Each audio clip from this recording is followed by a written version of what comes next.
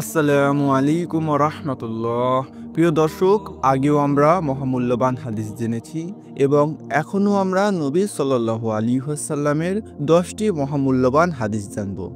চলুন শুরু করি পরম করুণাময় অসীম দয়ালু আল্লাহর নামে।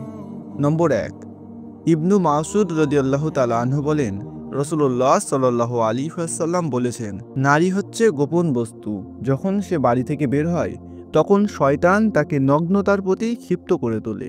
নম্বর 2, হযরত আবু হুরায়রা রাদিয়াল্লাহু তাআলা আনহু বলেন, রাসূলুল্লাহ সাল্লাল্লাহু আলাইহি ওয়াসাল্লাম বলেছেন, তোমরা 7টি ধ্বংসকারী জিনিস থেকে বেঁচে থাকো।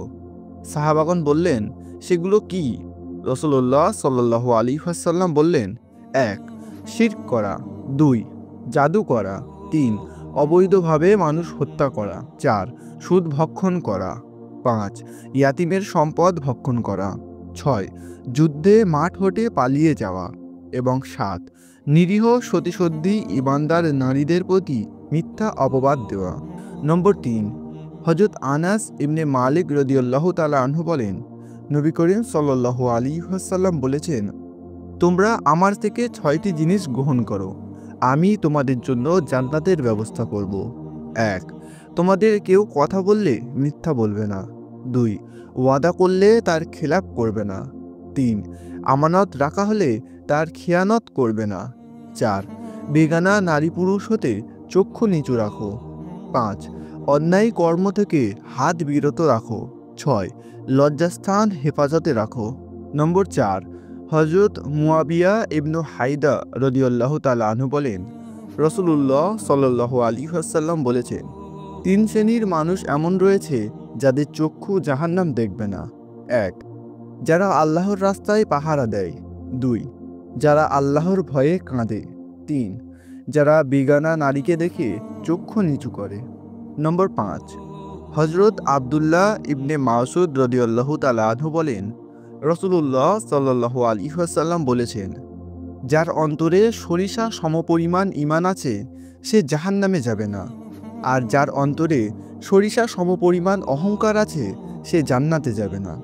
নম্বর 6, হযরত আবু হুরায়রা রাদিয়াল্লাহু তাআলা আনহু থেকে বর্ণিত, তিনি বলেন, রাসূলুল্লাহ সাল্লাল্লাহু আলাইহি ওয়াসাল্লাম বলেছেন, মুসলমান যখন মসজিদের দিকে রওনা হয় সে তার ঘরে ফিরে আসা পর্যন্ত তার প্রতি কদমে আল্লাহ তাআলা একটি নেকি দান করেন এবং একটি করে গুনাহ মোচন করেন।